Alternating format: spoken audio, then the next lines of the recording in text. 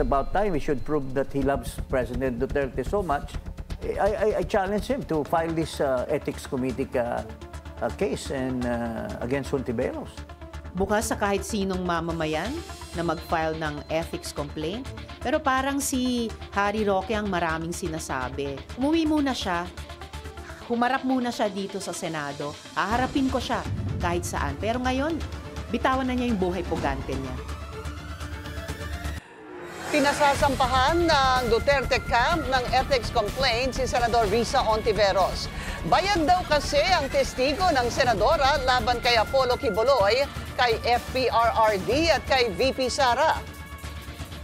Walang problema ayon sa senadora. Git ni Hontiveros, nagkusa ang kanyang testigo at mayroon siyang mga resibo. Magandang gabi, ako si Willard Cheng. Mapapanood tayo sa Beam TV 31, Signal Channel 24, Converge 74, Sky Cable Channel 33 at Samsung TV Plus. At ako naman si Pinky Webb, simulcast din tayo sa DWAR Abante Radio at 94.7 Mellow BFM. Simulan na natin ang agenda. Nilapagan ng resibo, Senador Risa Hontiveros pumalag sa akusasyong bayaran ang kanyang mga testigo. Posibleng ethics complaint laban sa senadora, handa raw niyang harapin. Cheese Escudero, may sapat na boto na para manatiling SP sa 20th Congress. Pero posible pa rin ito magbago ayon kay Senador Joel Villanueva. Bienvenido Rubio out, dating NDRRMC Executive Director Ariel Nepomuceno, hinirang na bagong Customs Chief. By sa 2028, Pasig City Mayor Vico Soto hindi tatakbo sa susunod na eleksyon. No-show, outgoing Cebu Governor Gwen Garcia inisnab ang turnover ceremony para sa successor na si Pam Baricuatro. Justice Secretary Boying Remulla tikom sa female celebrity na sangkot sa missing Sabongero case. Pero ilang politiko at pulis damay din daw sa kaso. At from doll to dessert, Labu-Labu inspired tart patok sa Moscow. Abubu.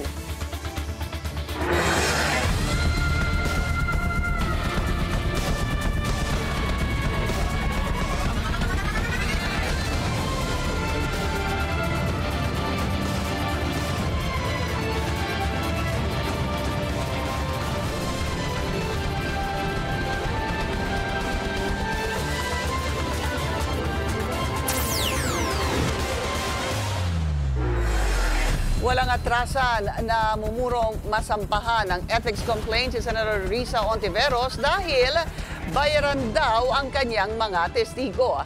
Bring it on! Ang sagot ng senadora. Narito ang agenda report ni Hannah T. Dapat nang sampahan ng ethics complaint si Senadora Risa Hontiveros dahil sa pagbabayad niya umano ng 1 million pesos sa isang Senate witness laban sa mag-amang Duterte at kay KOJC leader Pastor Apollo Quiboloy. Yan ang panawagan ni former Duterte spokesperson Harry Roque para masipa na si Hontiveros sa Senado. Sa programang At the Forefront ng Bilyonaryo News Channel, sinabi naman ng dating Political Affairs Advisor ni FPRRD na si former Congressman Jacinto Paras na dapat ang Duterte allies na sina Senators Bongo, Bato de la Rosa at Senator Robin Padilla ang manguna sa pagsampa ng reklamo. It's about time we should prove that he loves President Duterte so much. I challenge him to file this ethics committee case and against Hontiveros. Wala namang balak atrasan ng senadora na anumang ethics complaint. Bukas sa kahit sinong mamamayan na mag-file ng ethics complaint. Pero parang si Harry Roque ang maraming sinasabi. Umuwi muna siya. Humarap muna siya dito sa Senado. Haharapin ko siya kahit saan. Pero ngayon, bitawan na niya yung buhay pugante niya. Naglabas din si Ontiveros ng mga resibo. December 14, 2023 nang mag-email si Michael Morillo sa office ng senadora tungkol sa mga nangyaring abuse at pananakit sa KOJC. Isa lang si Morillo sa 14 na testigo ni Ontiveros. At dahil kailangan munang mag-vet ng emails at hindi siya agad sinagot, 2 beses daw nag-follow up si Morillo. Nasaan dyan ang pinilit? Muli, siya ang una at paulit-ulit na lumapit. And these are people who were already afraid. Now they are in danger. Again, yan ang talagang kinagagalit ko. Hindi lang ito paninira. Those responsible for this video crossed a line and they will be held to account. Ayon din kay Ontiveros, si Morillo mismo ang nagsulat ng mga pangalan ng VP at ni FPRRD sa kanyang testimony.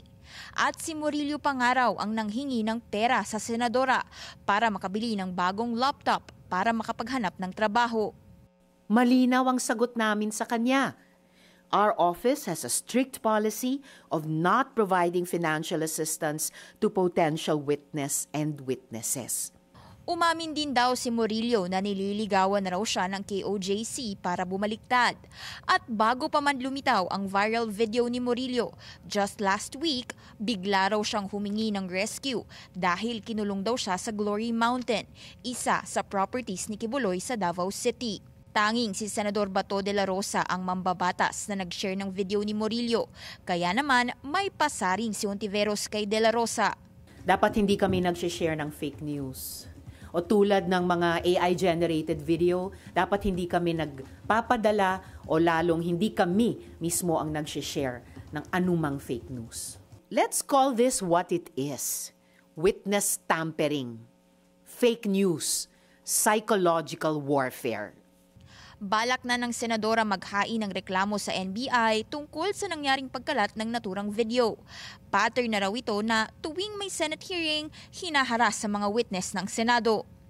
Kapag tapos na ang Senate investigation, tapos na rin ang custody ng witnesses sa Senado. Pero inalagaan pa raw si Morillo ng ilang church leaders at eventually umalis din sa poder nila at saka lumitaw ang viral na video. Kaya naman, hindi na raw magtataka si Ontiveros kung KOJC ang nasa likod nito. Para sa agenda, Hannah T., Bilyonaryo News Channel. Back to office na si Isko Moreno sa Maynila at ang una niyang puntirya, basura. Nabisto kasi ang halos 1 billion pesos na utang ng dating LGU sa mga garbage collector. Narito ang agenda report ni Joash Malimban.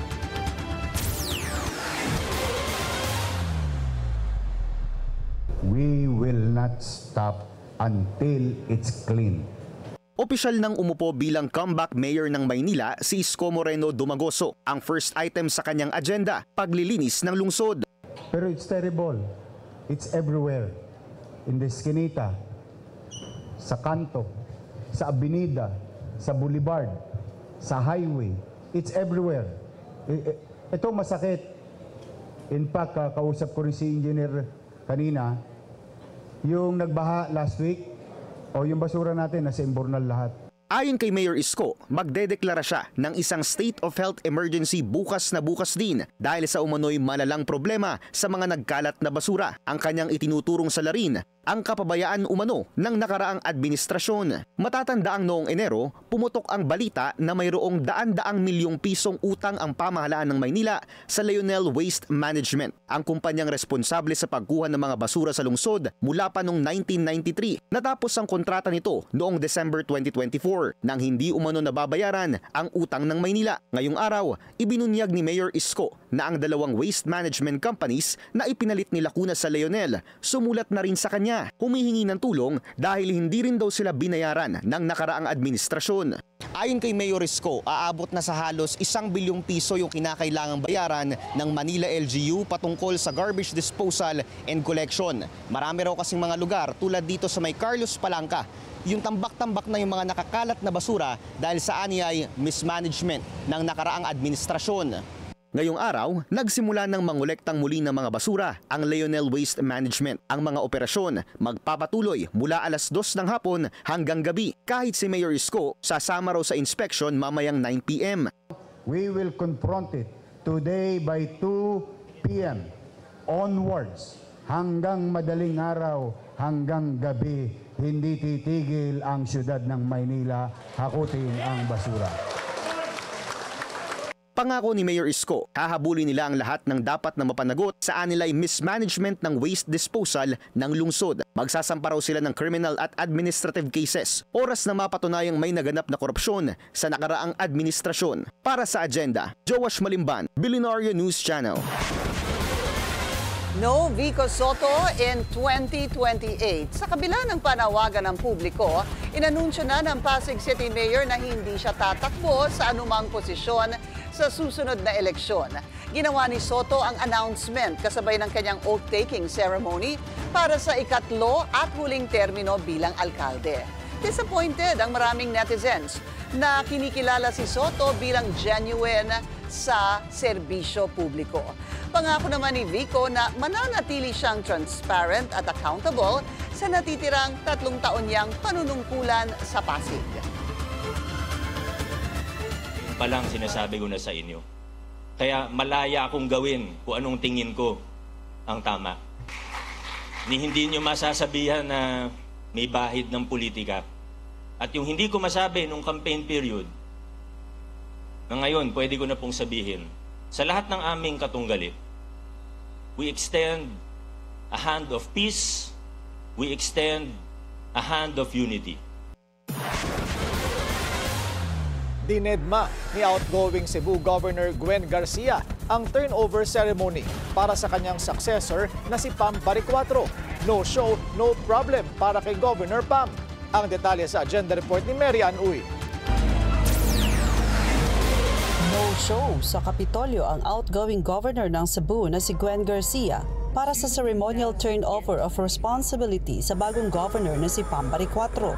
Tanging si outgoing Vice Governor June Davide at opisyal ng DILG ang naroon kasama ang isang kinatawa ni Garcia. Paalala ng DILG kay Baricuatro maging tapat sa serbisyo at makinig sa hinaing ng mga Cebuano. May pangako naman ang incoming governor. I vow to be a governor who listens, who works side by side with all of you, who leads with integrity, transparency, and heart. Dungang tang tanan, we will build a Cebu that leaves no one behind. May paalala rin siya sa outgoing team ng Cebu Provincial Government. To the outgoing team, we thank you for what was done right, but we also ask for accountability where things must be set right. May pending electoral protest si Garcia laban kay Baricuatro na higit 300,000 votes ang lamang sa midterm polls noong Mayo. Tinawag na baseless ni Baricuatro ang protesta ni Garcia. Kasama ni Governor Pam ang bagong mayor ng Cebu City na si Nestor Archival nang salubungin ang kanyang mga taga-suporta. Kanina, formal na ring tinurnover ni outgoing Mayor Raymond Garcia ang selyo ng lungsod kay Archival, simbolo ng pagsisimula rin ng bagong pamunuan sa Cebu City. Para sa agenda, Mary Ann Uy, Billionaire News Channel, Cebu. Bukas na ang 20th Congress pero wala pang katiyakan kung sino na ang uupo bilang bagong Senate President. Inaabangan din ang kapalaran ng impeachment ni VP Sara. Nagbabalik si Hannah T. Sure win na si SP Cheese Escudero sakaling ngayon na ang botohan sa Senate presidency para sa 20th Congress. More than 13 senators na raw kasi ang nakausap ni Senator Joel Villanueva tungkol sa Senate leadership at lahat sila pabor kay Escudero. Just like the majority of the members of the incoming 20th Congress, I am also in support of the current Senate President. I am confident because I've talked to at least majority of the senators. So I can say that. Matagal nang magkasangga sina Villanueva at Escudero.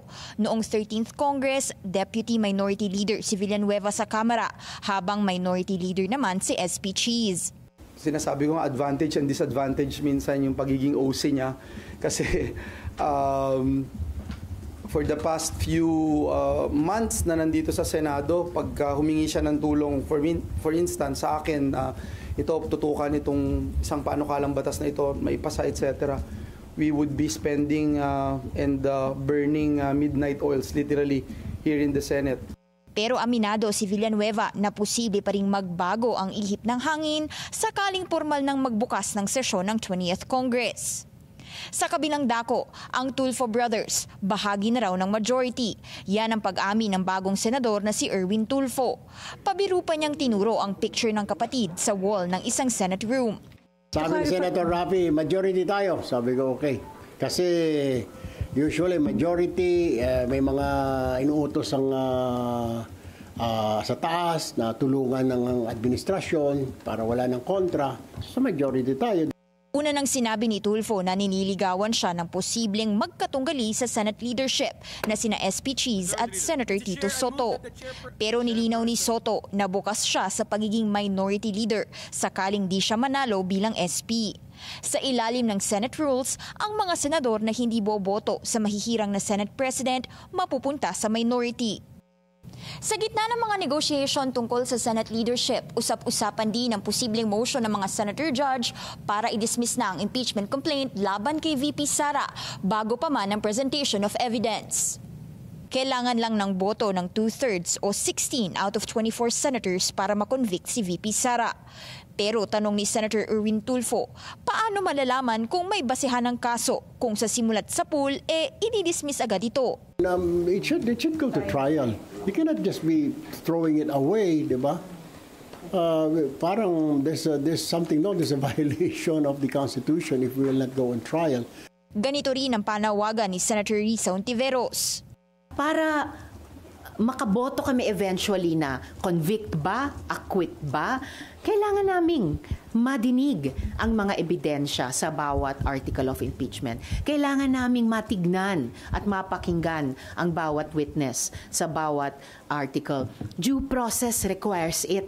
At ngayong nagsimula ng 20th Congress, pinaalala ni Ontiveros na dapat nang manumpa ang mga bagong senador bilang senator judges.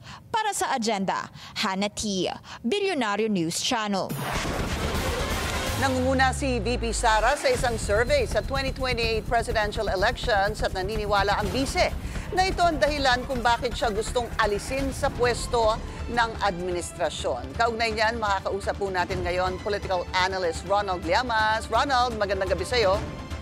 Magandang gabi, Pinky. Kamusta? I'm good. Kayo po? Eto, nasa traffic sa ulan. Oo nga, malakas ang ulan.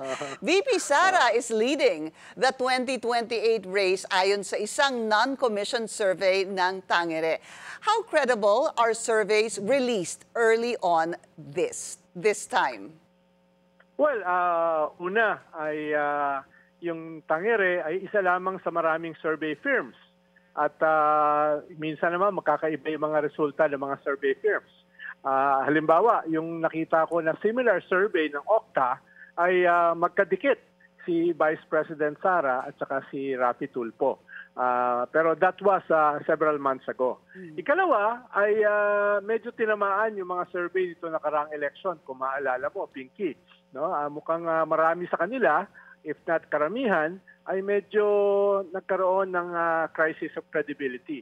Hindi ko alam kung ano pa yung kanilang ginawang summation para ito ay maayos. Siguro dumadaan pa sila sa ganung proseso. Yeah, but sabi mo nga, medyo maaga pa. Oo, yun na nga. Para sa ganitong survey. I was gonna underscore that dahil 3 taon pa bago ang presidential elections. Kaya nga ang tanong, how credible are they at this point in time? So, pero because it's the one that's out, ayon kasi din sa survey, it's Sara versus Lenny sa 2028.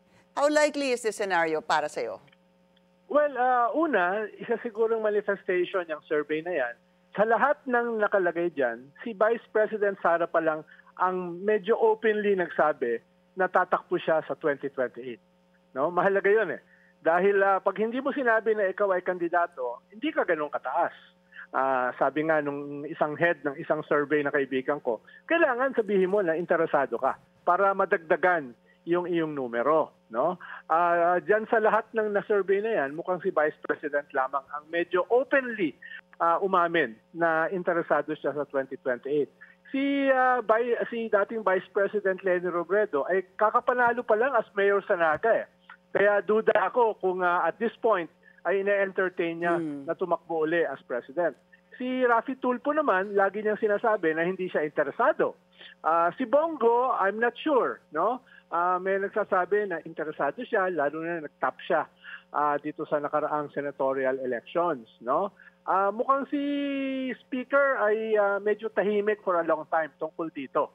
Kaya for now ay definitely mas mataas si Vice President Sara dahil siya yung umamin na interesado siya. Pero lamang si VP Sara sa Tangere survey, pero patataubin daw siya ni Leni if PBBM will endorse Leni. What are the possibility that this could happen para sa'yo? Tingin ko nandun yung possibility na yon dahil nga existential ang battle between the Marcoses and the Duterte. At inaamin naman ni Sara, there will be hell to pay pag siya ay manalo o makabalik sila sa pwesto. No? Lalo na sa ginawa sa kanyang tatay na inaresto at pinadala sa ICC, lalo na dahil sa impeachment case laban sa kanya at laban sa mga kaso laban sa kanyang mga kaalyado. Kaya talagang galit na galit siya. At inaamin niya na hindi sila makakalimot, no? At sila ay gaganti. At no less than the President and the Vice President ay tinrete niya ng assassination. Kaya the Marcoses, kung wala silang kandidato, will definitely support a winnable candidate against Sara. Hindi yan malayo. What happens though if VP Sara is convicted by the impeachment court? Sino ang nakikita ninyong maaaring pumalit sa kanya sa 2028? Kasi ayon sa Tangere, si Bongo ang considered na wild card for the presidential race. Well, una ay yung finloat ni Panelo, former Digong spokesperson Panelo, kung sakaling may impeach si Sara, kung maalala mo, Pinky, ay si Robin Hood Padilla. No? Although hindi ko siya nakikita na viable for the presidency sa 2028. Pero yun yung finloat ni Panelo. Si Bongo, tahimik lang, pero alam natin na interesado siya. Hindi ko lang alam kung papaano ang relasyon niya kay Vice President Sara. Dahil lalo na ngayon, yung naririnig natin mga away sa The Hague, dun sa mga kaibigang babae ni ex-Digong, mukhang nandun sa kabilang kampo si Bongo. Kaya hindi ko alam kung paano sila yung arrangement nila. Dahil kung ma-impeach si Sara, hindi na siya pwedeng tumakbo sa buong buhay niya sa kahit anong elected position. Perpetual disqualification. Oh yes, no? At si Bongo ay baka siya yung viable para sa mga kasama nila. But Ronald, pero, do you think hindi naman maayos yung relasyon nila? Do you think though that kahit papano nag-gain ng confidence si Senator Bongo dahil nga nag-number 1 siya? Pwede, pero kung babalikan mo, Pinky, halos lahat ng nag-number 1 sa Senate na tumakbo for a higher position ay talo. No? So hindi guarantee yung number 1 sa Senate na ikaw ay tataas. Ikaw ay iboboto for a higher position. Dahil nag-top 1 ka out of 12 candidates sa Senado. Iba yung bumoto sa iyo, iba yung interest nila sa iyo as a senator. Ibang usapin yan for the presidency or the vice presidency. At inuulit ko, since EDSA, no, yung nagtatap sa survey ay hindi na nanalo for a higher position. Since EDSA, what about GMA? Di ba nag-top din si GMA sa senatorial race? Yes, pero kung titignan mo, si GMA ay naging presidente dahil sa isang uprising. Di ba? Naging presidente siya for 3 years dahil bumagsak si ERAP. At nung tumakbo siya for president, siya ay incumbent president. Medyo abnormal yung sitwasyon na yon. At kung maalala mo, nanalo siya by 1 million votes at may controversy yung kay Garci. Diba? Doon nagkaroon ng matinding controversy sa isang presidential election. Kaya medyo naiiba yung pagkapanalo ni GMA. Ano naman ang palagay nyo sa chances ni Senator Raffy Tulfo? Well, depende. Kung interesado siya, tingin ko aangat siya ng mas mataas dyan sa survey na yan. Kung sasabihin niya, paano, for the past few months, since nagsimula yung survey na yan ng Okta, ay sinasabi niya, wag niyo ako isama sa survey. Hindi ako interesado dyan. No? At yun ay nakaka-apekto sa kanyang ratings. Pero then again, Pinky, sabi ko nga, ay isang survey lang yan. At yung mga mas matatanda at mga mas credible na survey ay hindi pa naglalabas. Alam ko yung Okta ay merong survey na similar na katulad niyan at nasa field work ngayon. So kung maglalabas yung mga ibang mga survey firms, pwede natin ikumpara. Lalo na yung mga mas matatagal na survey firms katulad ng SWS, katulad ng PALS, katulad ng Lilo survey firm. Alright, maraming salamat sa iyong oras, political analyst Ronald Llamas. What's the real score? Usap-usapan na naman online ang tila namamagitang relationship ni Christine Reyes at dating National Youth Commission Chair Gio Tingson. Spotted kasi together ang dalawa sa ilang photos na shinare mismo ni Gio sa Instagram. Sa isang post-mass dinner, nakahawak pa si Christine sa braso ni Gio. Dumalo rin ang aktres sa isang event ng Grab kung saan nagsisilbi si Gio bilang Head of Public Affairs. Nalink din ang dalawa noong 2009 habang chair ng Ateneo Student Council si Gio, pero dininay nito ang mga spekulasyon. Una nang napabalitang hiwalay na sina Christine at aktor na si Marco Gumabaw. Justice Secretary Boying Remulla kinumpirma ang pagkakadawit ng sikat na artista sa kaso ng missing sa Bungeros. Susunod yan sa agenda.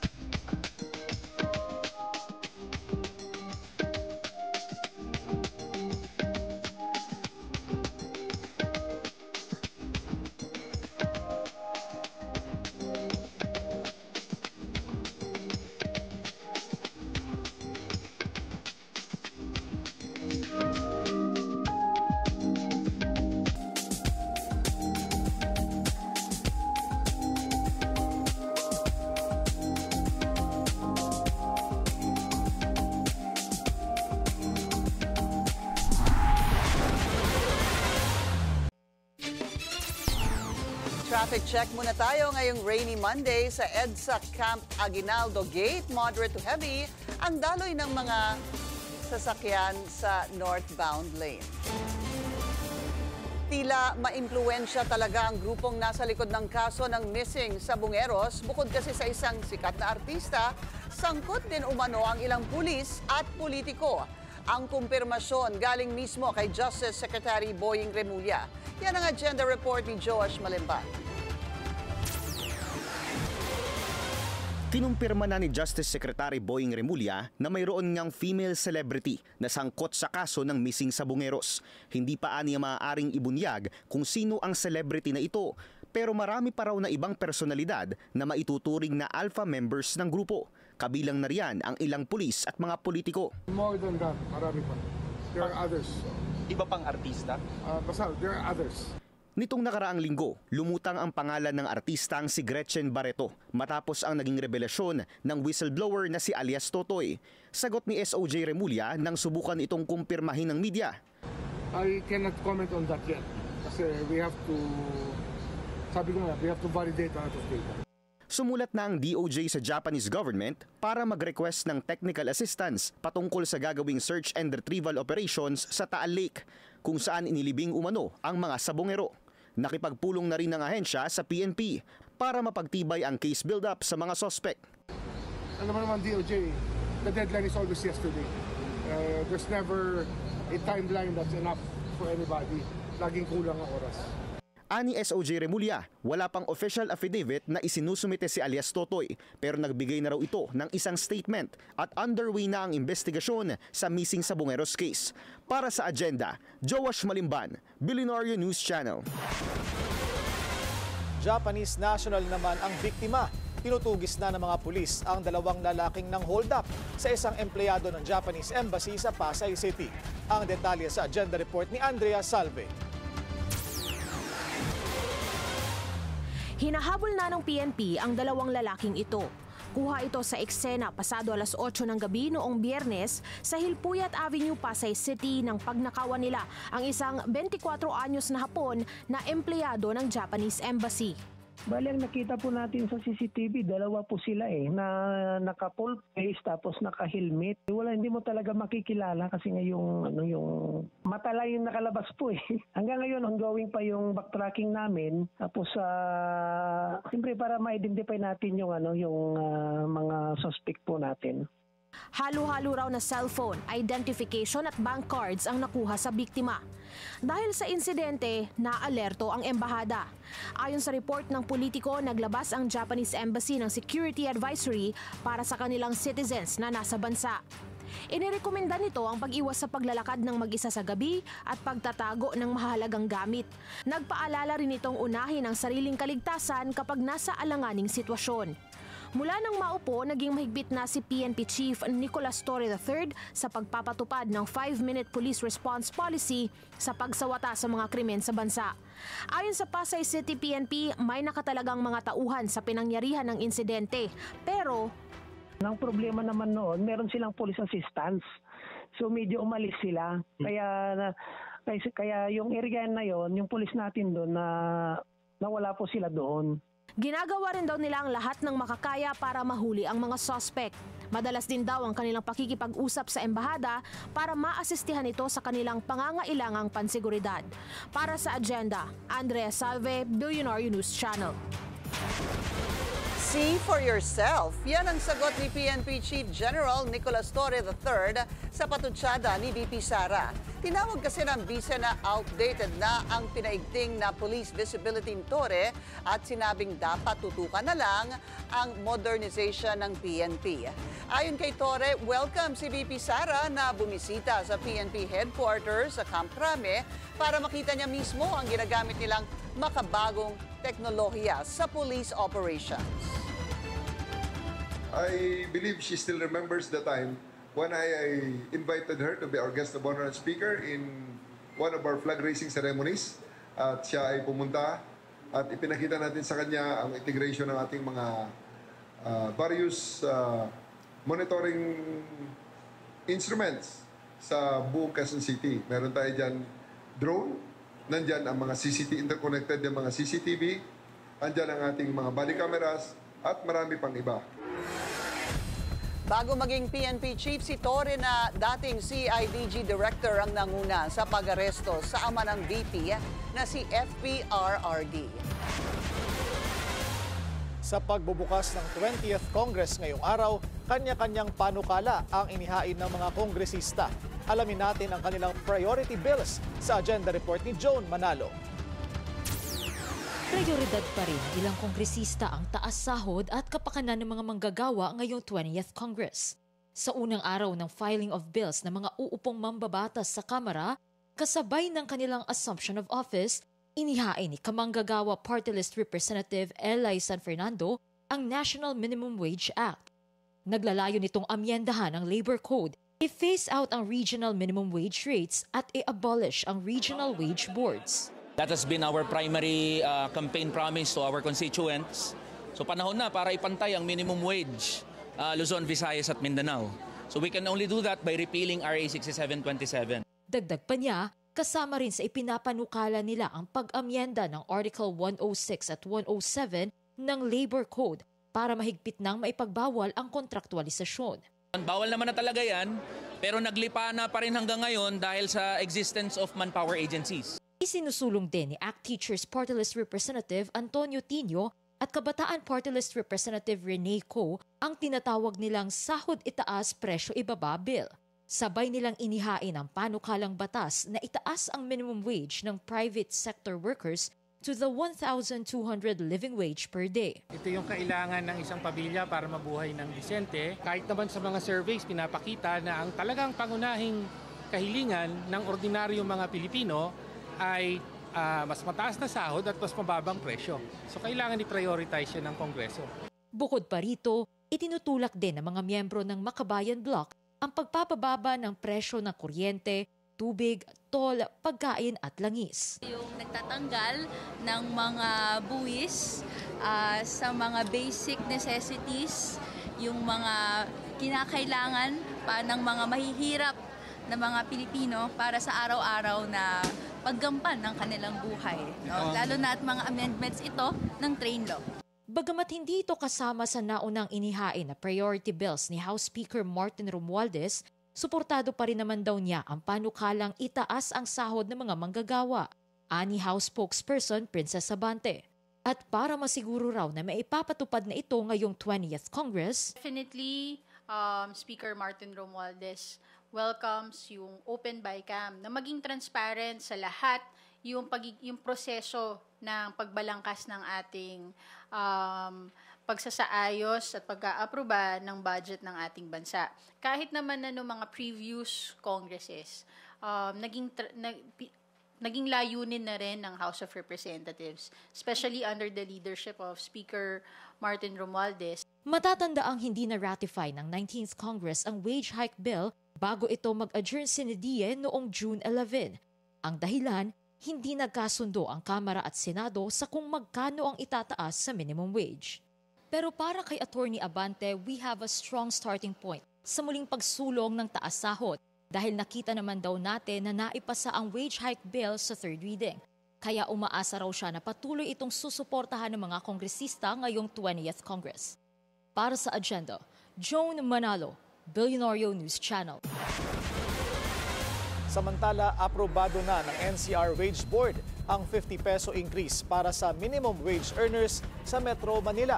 Mahigit 1 milyong manggagawa ang inaasahang makikinabang dito simula July 18. Mula 645, magiging 695 pesos per day na ang sweldo ng nasa non-agriculture sector. Tataas naman sa 658 pesos ang dating sweldo na 608 pesos ng mga manggagawa sa agri-sector at sa service and retail establishments na may empleyadong 15 at pababa. Pati na rin ang nasa manufacturing establishment na may empleyado na mas mababa sa 10. Insulto naman sa mga manggagawang Pinoy ang tingin ng Makabayan Bloc sa inaprubahang wage hike ng NCR Wage Board. Sa harap ng murang bigas na ibinibida ng administrasyon, reklamo ng mga magsasaka sa Nueva Ecija, palugi pa rin sila dahil sa baba ng bili sa palay. Narito ang agenda report ni Ivy Reyes. Pagdating sa palay, ang benta lang, magkano lang? 17, 17 pesos, 15, ganyan, 18. Saan kami lulugar? Matupad sana ng administrasyon ang ibinibida nitong reforma sa agrikultura. Yan ang hiling ng mga magsasaka ng Katalanakan Co-op sa Nueva Ecija. Sa puhunan kasi na 20 to 80,000 pesos, kadalasan 10,000 piso lang ang naiuuwi nila dahil mababa raw ang bili sa kanilang mga palay. Kung swerte, bawi puhunan lang. Pero maaasahan raw ng mga magsasaka na patas ang buying price na ina-adopt ng 20 pesos per kilo rice program ng gobyerno. Nag-aalala yung ibang yung ating mga magsasaka dahil binababa natin ang presyo ng bigas sa 20 piso kada kilo. Paano ngayon ang mga farmer? Kahit anong presyo ang pagbenta natin ng bigas sa palengke, hindi magbabago ang buying price ng palay ng NFA. Bukod sa umano'y mababang bili sa kanilang mga palay, problema rin daw ng mga magsasaka ang mag-maintain ng lupa. Ang mura-mura ng bili ng palay namin at pagkatapos naman, ang insecticide, ang abono, ang binhi, napakamahal sobra. Tapos kulang na lang na ipahingi yung aming palay kasi ang mura ng bili. Ang insecticide, 2,000 raw ang isa. Ang abono naman, umaakyat sa 2,400 to 2,600 pesos. Sa 1.5 hectares ng Katalanaan Co-op leader na si Crisostomo Lacson, 25 na abono ang kailangan niya. Pero ang ayudang abono ng gobyerno, 3 kada 1 hektarya lang daw. Kasi mayroon tayong tinatawag na middleman eh. Yun ang nagpapahirap sa mga magsasaka. Kung tutusin, ang mga middleman, yan ang yumayaman, hindi kami. Kami, naghihirap kami. Doon kami sa initan, doon kami sa lahat na mga mahirap na trabaho. Ngayon, ang ano lang namin, ang hinihingi namin, ang kaunting konsiderasyon na itaas naman nila kaunti palay. Ngayong umaga, opisyal nang ipinamahagi sa lahat ng rehiyon ang Mobile Soil Laboratory Units na layong paigtingin ang rice productivity sa bansa. Ang initiative na ito, kayang pabilisin ang soil testing ng mga magsasaka sa nayon, imbes na pumunta pa sa designated laboratory per region.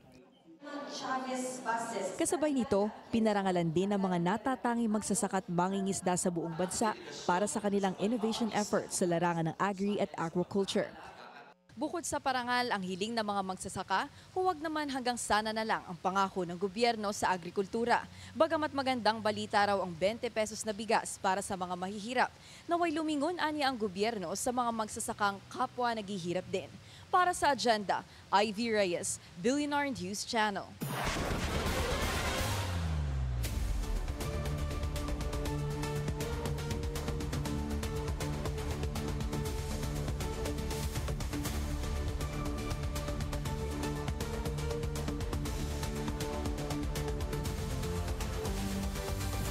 Sa sports, bukas na ang inaabangang Wimbledon main draw debut ni Filipino tennis phenom Alex Ayala. Bigatin agad ang kanyang makakalaban na si defending champ Barbora Krejcikova. Muling gumawa ng kasaysayan si Ayala last week sa Eastbourne Open kung saan siya ang naging kauna-unahang Pinoy na makasampa sa isang WTA final. Bigumang makuha ang kampyonato, all praises pa rin sa kanya ang tennis world. Si Ayala ay kasalukuyang Women's World number 56. Pasado na ang pagbabalik ni LeBron James sa LA Lakers para sa 2025 to 2026 season ng NBA. Selyado na kasi ang $52.6 million contract ni LeBron na tatagal ng 1 taon. Sa edad na 40, may 1,562 regular season games na si James. Short na lang yan ng 50 games para ma-break ang record ni Hall of Famer Robert Parrish for the most games played in NBA history. May 4 na ring title si King James na nakuha niya mula sa paglalaro sa Lakers, Miami Heat at Cleveland Cavaliers kung saan nagsimula ang kanyang career noong 2003. 700 milyong pisong halaga ng shabu nasabat sa Bulacan. Chinese national arestado. Susunod yan sa Agenda.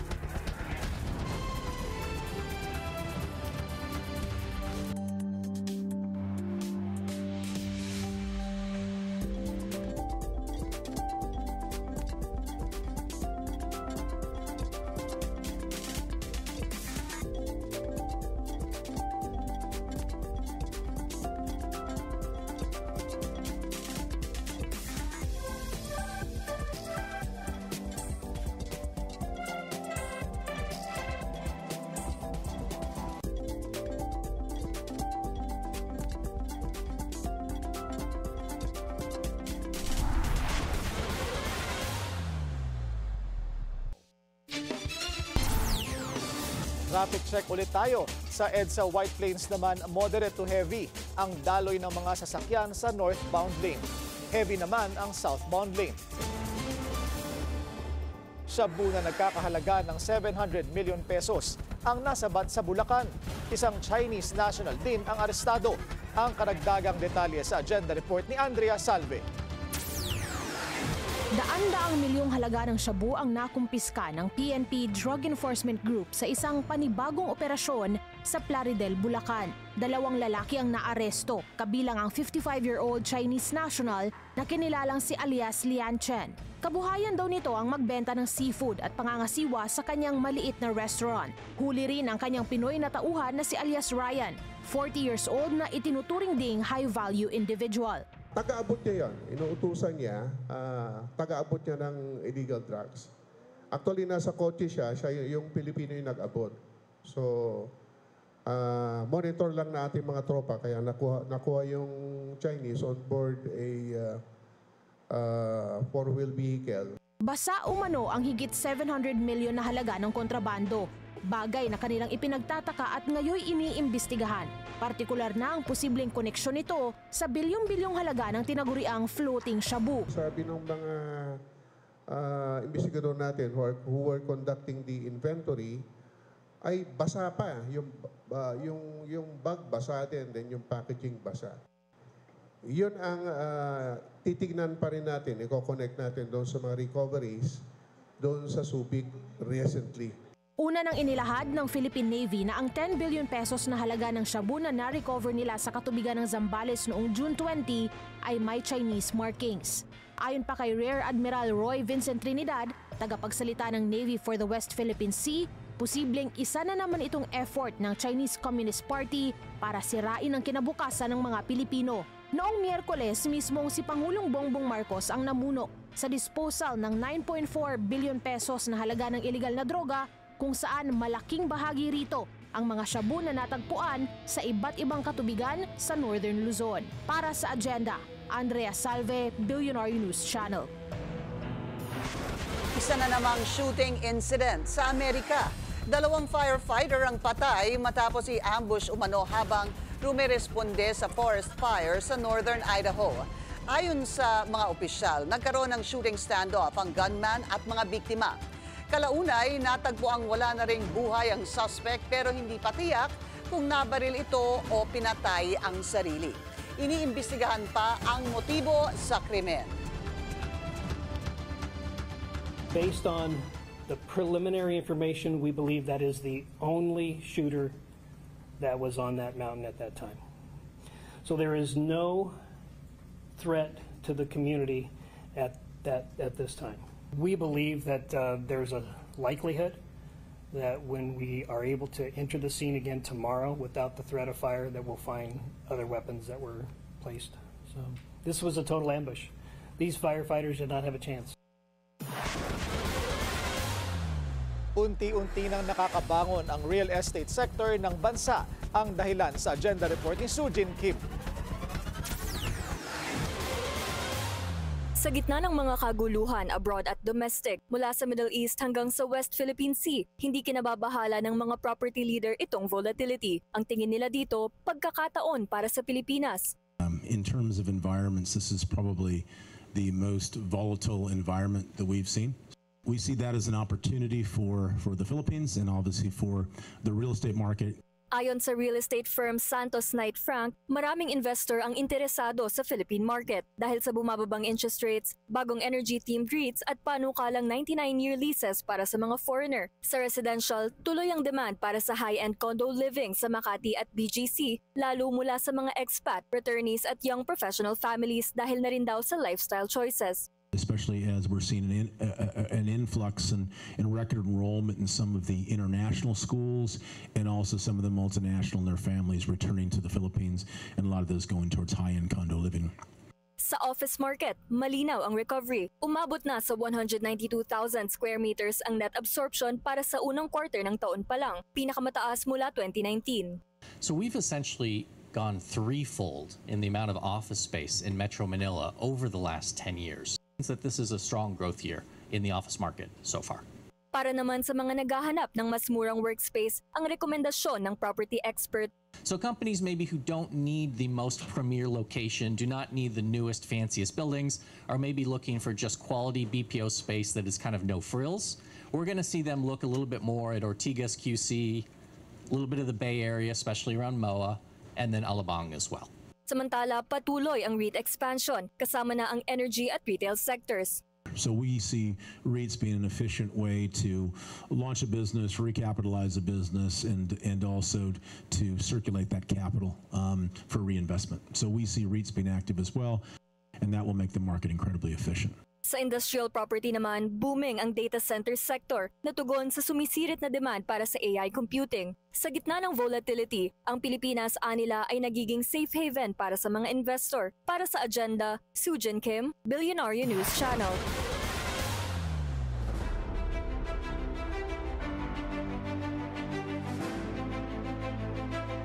Railway Renaissance. Yan ang paglalarawan ni PBBM sa ongoing rail projects ng pamahalaan sa kanyang zona noong nakaraang taon. Kamusta na ba ang mga proyektong ito? All systems go na ba o nalulumbak ba sa problema? Narito ang special agenda report ni George Cahiles. Ito ang MRT Line 7 project. Ang proyektong ito ay minanapa ni Pangulong Bongbong Marcos mula sa Arroyo, Aquino at Duterte administrations. Taong 2016 na magsimula ang civil works nito at hanggang sa ngayon ay hindi pa natatapos. Ang college student na si Tresha Galicia naiinip na raw sa tagal ng paggawa dito. 2 years po, mag-graduate na ako. Hindi ko po alam kung magagamit ko pa siya kasi feeling ko po ang tagal ng paggawa niya. Malaki ang magiging pakinabang ng mga mamamayan dito sa MRT Line 7. Mapapabilis ito ang biyahe ng nasa 600,000 passengers mula dito sa Quezon City papunta sa San Jose del Monte, Bulacan. Initially, ang target ay matapos ang proyekto ngayong taon pero ayon sa Transportation Department, kailangan pa maghintay ng kaunti dahil ang partial operations ito maaaring magsimula pa sa 2027.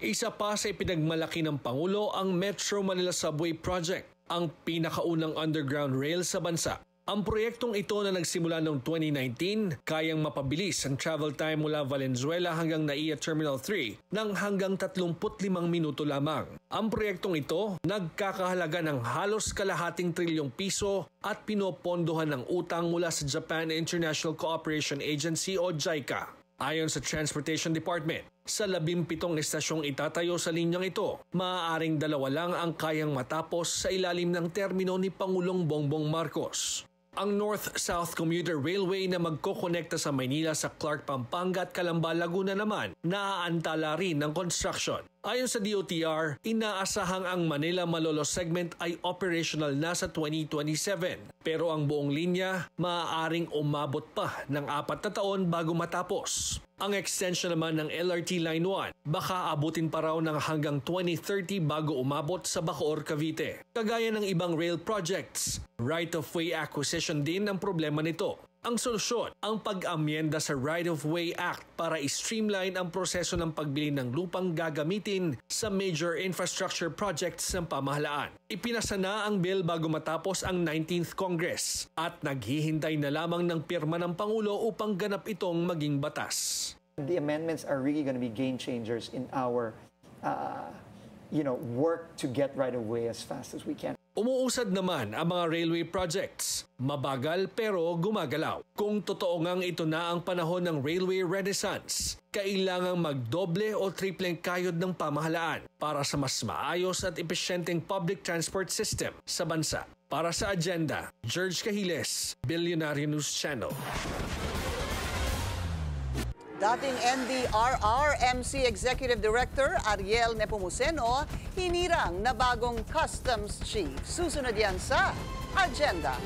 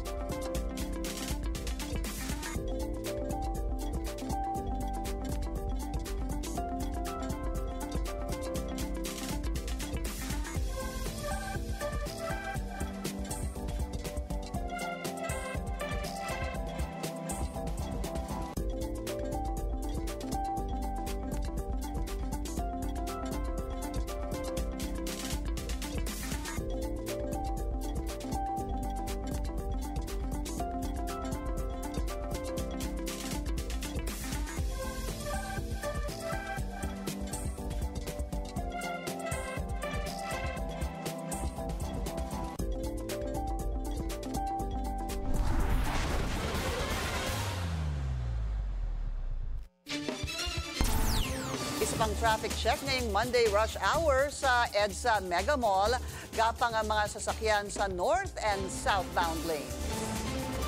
Nanumpa na kay PBBM sa Malacanang si Ariel Nepomuceno bilang bagong Customs Chief. Pinalitan niya si Bienvenido Rubio na nagbitaw sa pwesto. Bago ang kanyang appointment, nagsilbi si Nepomuceno bilang Undersecretary ng Office of Civil Defense at Executive Director ng NDRRMC. Hindi naman binanggit ng palasyo kung ang pagpapapalit sa liderato ng BOC ay bahagi ng tinaguriang cabinet reset ng Pangulo.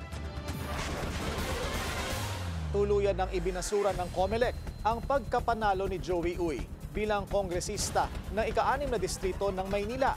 Pero ang lone other candidate na si Benny Abante hindi basta-basta makakaupo sa pwesto. Alamin kung bakit sa agenda report ni Joash Malimban.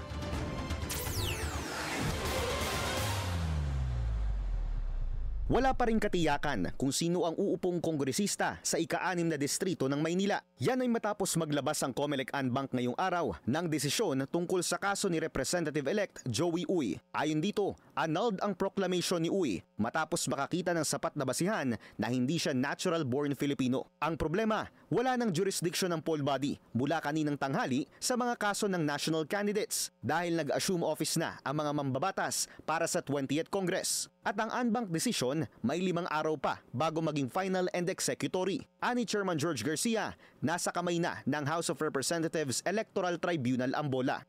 Later on, pagdating ng July, the House of Representatives, ang sabi ng Supreme Court, ang may control sa kung sino mga miyembro ng institusyon.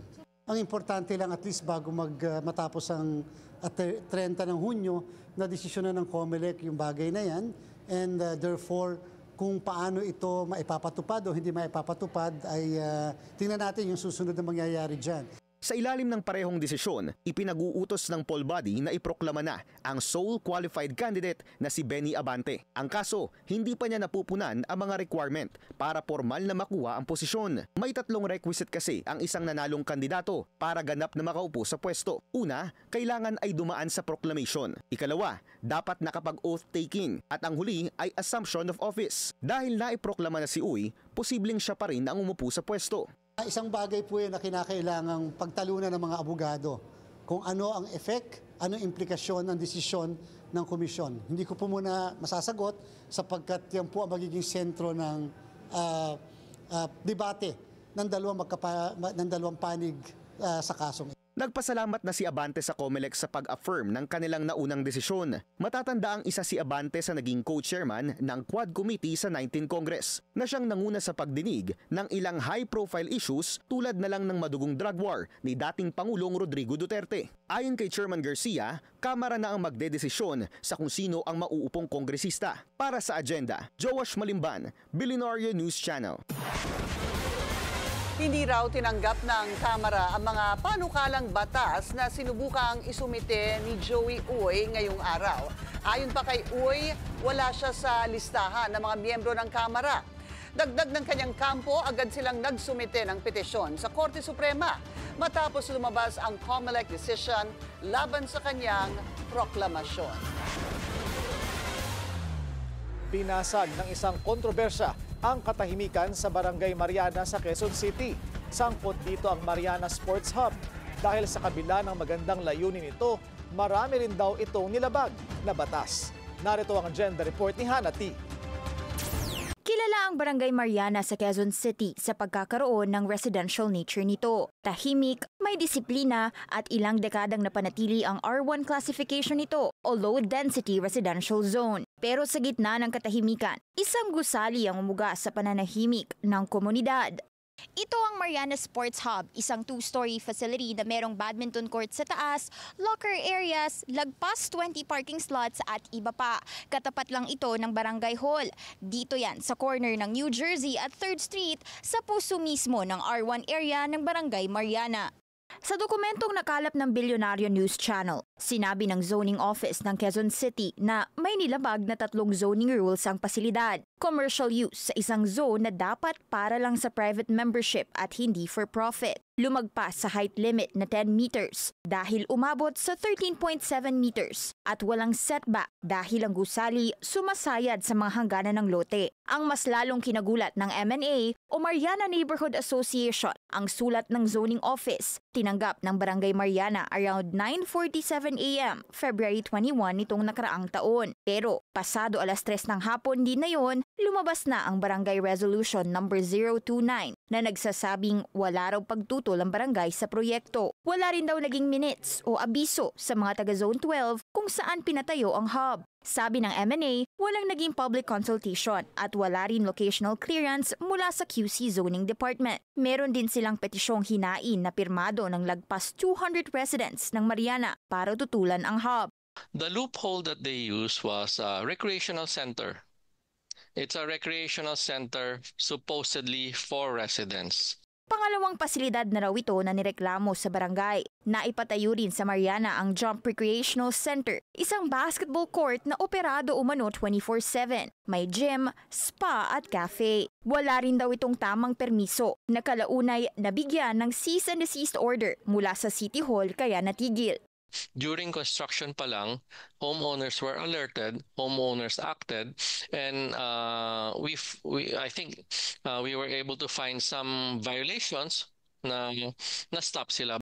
Sa kabila nito, nanindigan si Barangay Captain Regina San Miguel na wala siyang nilabag. Pinayagan niya ang Mariana Sports Hub dahil pasok umano sa recreational use at hindi naman daw ito tinayo para sa kita. Ang Jump Recreational Center hindi raw dumaan sa kanya, lalo na't merong ease of doing business program para sa mga establishment at dediretso na lang sila sa LGU. Sa lagpas 3 decades of service ng Kapitana, alam daw niyang wala siyang ginawang kinasama ng barangay. Si San Miguel ang isa sa 2 barangay captains na nag-administer sa oath of office ni dating Vice President Leni Robredo noong 2016. I am within the bounds of the law. I will not do anything that will put me in trouble. Lakas loob pang pinakita ng Kapitana sa BNC ang loob ng hub na on the works pa rin. Matagal na raw itong hiling ng ilang residente ng Zone 12 at halos lahat ng pumirma sa petisyon na pinakita ng MNA hindi naman daw nakatira sa parehong zone. Tinawag niya ang mga lumalaban sa proyekto na bagong salta na may political motive. Hindi rin daw accredited association ng MNA. They want my neck. Mga bago lang yan si Benzo Tria. Walang ginawa yan kundi manira. Pero sagot ng Mariana homeowners, ilan sa kanila nakatira na sa Mariana as early as 1950s. Sila ay recognized HOA sa ilalim ng DSUD at naimbitahan pa ng QC-LGU sa mga official citywide HOA forum. Patunay daw na kinikilala sila bilang official representative ng mga residente. At kung political motive umano ang tawag sa pag-hold sa isang opisyal bilang accountable, then so be it. At ang principal umano ng Mariana Sports Hub, hindi taga-barangay, kundi taga-Corinthian Gardens. Sinisikap pa ng Bilyonaryo News Channel makuha ang pahayag ng may-ari ng nasabing building. Sa panig naman ng LGU, nilinaw ni Councilor Irene Belmonte na ang Quezon City Council ang nag-aproba sa Certificate of Exemption para sa hub. Anya, may public hearing na ginanap sa kanilang zoning committee at humiling sila ng mga dokumento mula sa developer, kabilang ang barangay resolution na walang pagtutol ang barangay. Pero tanong ng mga complainant, kung may public hearing daw, bakit hindi sila naanyayahan? At paano na raw ang verbal assurance ni Councilor Belmonte na magkakaroon ng hiwalay na public hearing bago siya matapos sa terbino niya sa June 30? And hopefully, she can come to the side of the homeowners. Habang walang sagot sa mga petisyon at tanong ng mga residente, nananatiling sarado ang Mariano Sports Hub. Pero hindi malayo mabuksan muli kung di ma-revoke ang exemption o marebisa ang mga planong lumabag sa zoning. Para sa agenda, Hannah Tia, Bilyonaryo News Channel. Parami raw ang pumupunta sa Leyte. Patunay na isa na itong tourist destination. Todo engganyo naman ang isang airline sa mga biyahero na dayuhin ng Eastern Visayas. Narito ang agenda report ni Paulo Barcelon. Unti-unti nang nakikilala ang Leyte bilang isa sa mga malalakas na tourist destination sa bansa. Pruweba riyan ang dami ng mga bumibisita sa lalawigan sa nakaraang 2 taon. Ayon sa datos ng Regional Department of Tourism, umabot ng higit 1 million kada taon ang naitalang overnight tourists sa Leyte noong 2023 at 2024, habang 3 million to over 5.5 million naman ang dami ng same-day arrivals sa probinsya. Ayon sa LGU ng Leyte, hindi apektado ng San Juanico Bridge Rehab ang turismo sa lalawigan dahil bukod sa tulay, maraming magagandang pasyalan na pwedeng pagdalhan ng mga turista gaya ng MacArthur Park at Kalangaman Beach. My comment, it is a tourist destination. Kung meron mang 100 kilometers na bridge sa China, pumunta ka ng China. Okay, pero dito sa Pilipinas, okay, San Juanico Bridge ang pupuntahan mo. Kaya dahil sa tumataas na demand ng mga turista, unti-unti nang humahabol ang Leyte sa pagpapalakas ng tourism infrastructure nito. Kabilang na dyan ang pagpapalawak sa Daniel Z. Romualdez Airport na inaasahang matatapos sa 2028. Ayon kay Governor Jericho Petilla, bukod sa pagdadagdag ng flights, balak din gawing international gateway ang nasabing paliparan. May mga airline na ding nagpapalakas ng presensya sa lalawigan tulad ng AirAsia Philippines. Ayon kay AirAsia Philippines spokesperson Steve Dailisan, 94% ang naitatalang average load ng kanilang Manila-Tacloban flights. Ibig sabihin, laging puno ang kanilang 180-seater planes anumang oras magkaroon ng flights patungo at palabas ng lalawigan. Isa raw ang Leyte sa top destinations ng airline at karamihan sa mga biyahero, mga Gen Z at millennial travelers. Specifically here for Tacloban, in celebration of our 16th year as the world's best low-cost airline, people from Tacloban, from Leyte to Eastern Visayas can book until July 3 because we have 516 peso base fare, one-way base fare. No? They can travel from July 2 until July 2, 2025 until March 31, 2026. At kung ihahambing sa mga kalapit na tourist destination gaya ng Cebu, Boracay at Negros, Gen Z at millennial digital natives ang balak ngayong imbitahan ng Leyte para bumisita sa lugar. Isa sa mga nakikitang paraan ng pagpapaunlad dito ay ang experience tourism, gaya ng mga pagdayo sa mga makasaysayang lugar at mga food crawls kung saan maipapakita ang mayamang kasaysayan at kultura ng lalawigan. Parte ng kanilang plano, magtayo ng museyong tatalakay sa nangyari sa Tacloban City at sa Leyte nung kasagsagan ng Super Typhoon Yolanda. Bagay na may hahalin tulad sa mga ginagawa sa ibang bansa tulad ng 9/11 Memorial sa New York. Paraan daw ito para maging educational yet tourist-friendly ang mga atraksyon sa lugar. The story of Yolanda, I think hindi na yan mawawala dito sa Leyte. The story of recovery and resilience, as you said. No? So here in the Philippines, I think when you say, ganito nga nangyayari, when you say, where is Leyte? Leyte yung tinamaan ng Yolanda, ganon. No? So that is actually what we are known for. But whether positive or negative, that is a story of Leyte. Hindi lamang sa pagkukumpuni ng airport, pagdagdag ng flights, o maging sa pagsasaayos ng San Juanico Bridge na kasalalay ang turismo dito sa Leyte. Asahan daw na sa mga susunod na taon, gagawin pa ng lokal na pamahalaan ang iba pang mga plano upang mas mapalakas ang Leyte bilang isang world-class tourist destination. Mula rito sa Palo, para sa Agenda, Paulo Barcelon, Bilyonaryo News Channel. Loud and proud, makukulay na banners at pride flag ang sumalubong sa LGBTQ+ community members sa Paris, France. Ang iba't ibang happenings sa celebration ng Pride Month sa Agenda Report ng ating Europe correspondent Dick Villanueva. Iba't ibang flag at banners ng LGBTQ community ang nagbigay kulay sa kahabaan ng Rue de Rivoli na matatagpuan sa First District ng Paris. Ito ay dinaluhan ng LGBTQ community members na nagmula sa iba't ibang bahagi ng Europa, Amerika, Latin America, Middle East at Asia. Ito ay dinaluhan din ng Filipino LGBTQ community sa Paris. Sa panayam ng Bilyonaryo News Channel, karamihan sa kanila ay nanawagan sa mababa at mataas na kapulungan na aprubahan na ang nakabingbing SOGIE Equality Bill sa Pilipinas. Actually, we're still, inihintay pa po natin until now ang pagpasa ng SOGIE Bill. Para po sa akin, I think it's time to pass the SOGIE Bill sa Pinas. Dahil ito po ay magpoprotekta sa lahat ng antas sa loob ng rainbow community, especially sa LGBTQIA+ community. Si Kim Isip ay aktibong miyembro ng Asosasyong PAS sa Paris at HIV/AIDS Health Mediator at Administrator. Siya rin ang tumahi ng higanting banner na ginamit sa parada at ang nagdisenyo at nagtahi ng gown ng isa sa kanilang model na kasama sa parada.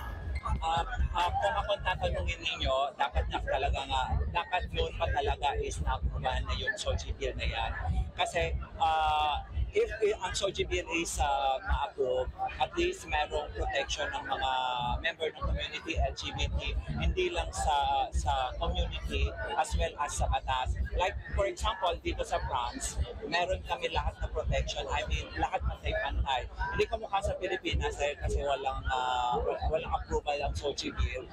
Ang Asosasyong PAS sa Paris ay itinatag noong 1992 para palawigin ang kamalayan sa nakamamatay na HIV/AIDS. At 2 taon na ang nakalipas, ang Asosasyong PAS ay naging LGBTQI+ Association.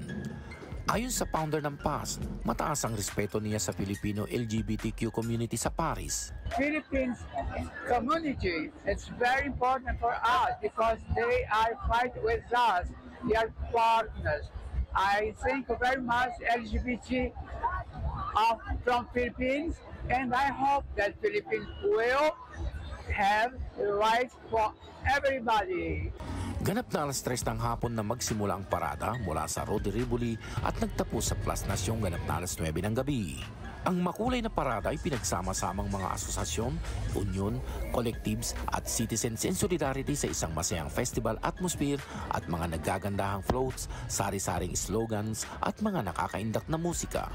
Tinatayang 200,000 miyembro ng LGBTQ ang dumalo sa Paris Pride Parade, kabilang ang mga miyembro ng Filipino LGBTQ community sa lungsod.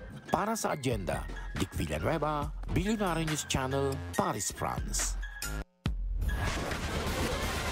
From dahl to dessert, restaurant sa Moscow gumawa ng labubu-inspired tart. Susunod yan sa agenda.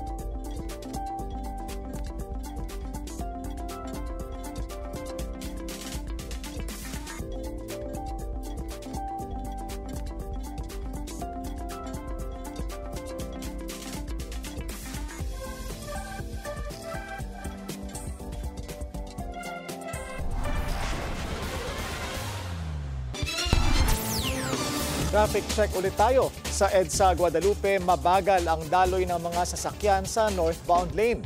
Moderate to heavy naman ang southbound lane. Beach vibes ba ang hanap mo? Look no more dahil sagot ka ng Kalangaman Island sa Leyte. Silipin natin ang ganda ng isla sa agenda report ni Paulo Barcelon. Islang pantropiko sa Leyte? Why not coconut? Welcome to Kalangaman Island, ang premier tourist destination ng bayan ng Palumpon sa lalawigan ng Leyte. Ang ilang turistang nakita namin, first time sa mismong isla, tulad ni Mary Rose at Nonoy, na magkakapamilyang first time na dumalaw sa Kalangaman Island. Maganda, tsaka maliwalas, malinaw, tsaka maano yung tubig. Kung sakaling makabalik ng mas maaga, sana magkaroon siya ng cell site dito para mas maganda yung magbibideo ka, mag-vlog yan. Tugon naman ng LGU ng Palumpon, hinay-hinay lang sila sa malaking development sa isla. Kaya naman 500 tourists per day lamang ang pinapayagang bilang at laging fully booked ang Kalangaman, mapa-overnight man o day trip. Maaring mag-book ng schedule sa Facebook page ng LGU ng Palumpon. At para mapanatili ang ganda ng isla, every year, kino-close namin yung Kalangaman July. July. Kino-close namin yung Kalangaman July. 1 month, 1 month closure. Pinapahinga namin yung isla. Siyempre, pahinga ka dapat. Tuwing hapon naman, makikita ang pamosong sandbar ng isla. Kaya naman picture perfect ang mga tanawin, lalo na kung mahilig ka sa beach vibes. Hindi bababa sa 40,000 tourists per year ang nakakarating sa Kalangaman Island.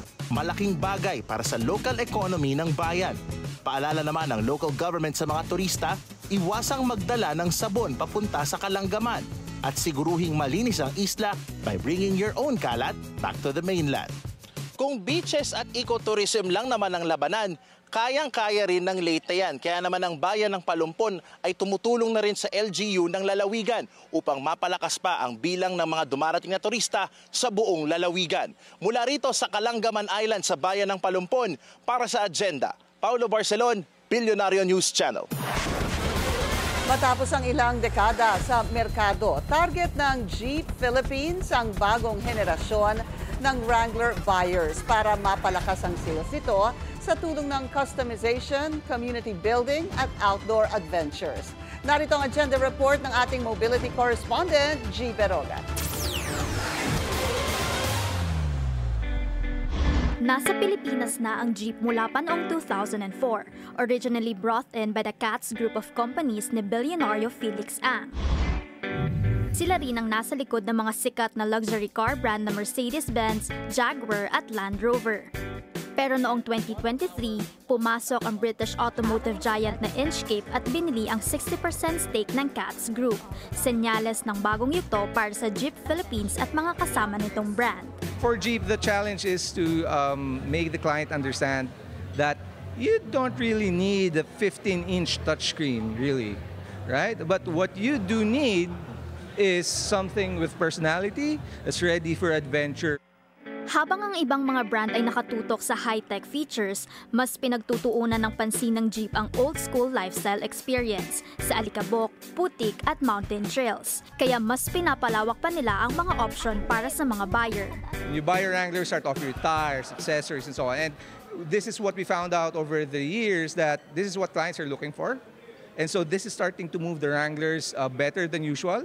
Pero higit pa sa hardware, the brand is banking on community building. We want to start holding these off-road events more often and get more people joining with their Jeeps. Maybe we could start out with softer trails and then eventually going into hardcore. Because when we did that event, actually, it's in this event, you know the difference of buying a typical 4x4 car. Just like the Jeep Wrangler, I have always been all about the outdoors and off for a little adventure. And tonight, we're taking it all with the tops off.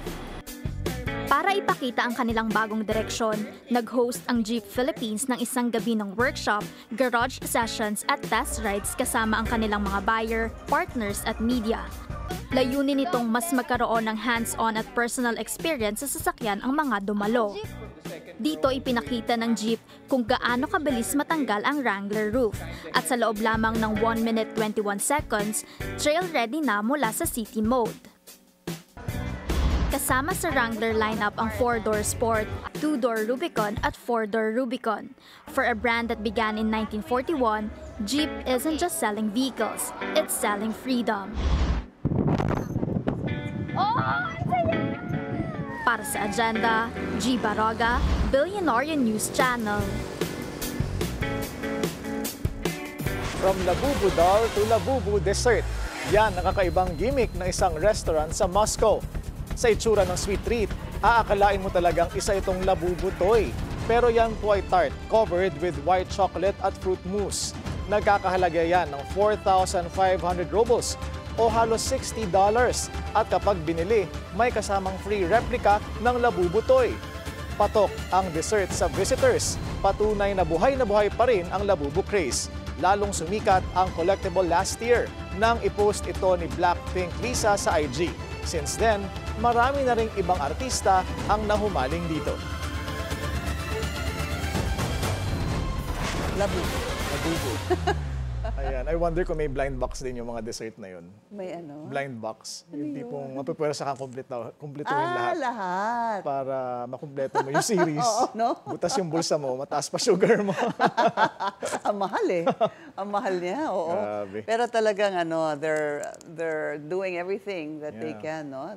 Para to cash in on the cash craze. in and endorse it even more. Yes. So. Right? Ayan, pinanindigan ko na. Sa akin na entertainment. habang wala hindi kasi si hindi ko Erica. nasabi ng tama yung Labubu, kaya binigay okay. sa'yo. Kasi tamang pagkabigkas mo. Pero nakalib daw talaga si Erica eh. Yeah. Yeah, so our co-anchor here, Erica, is going to be on leave temporarily, no?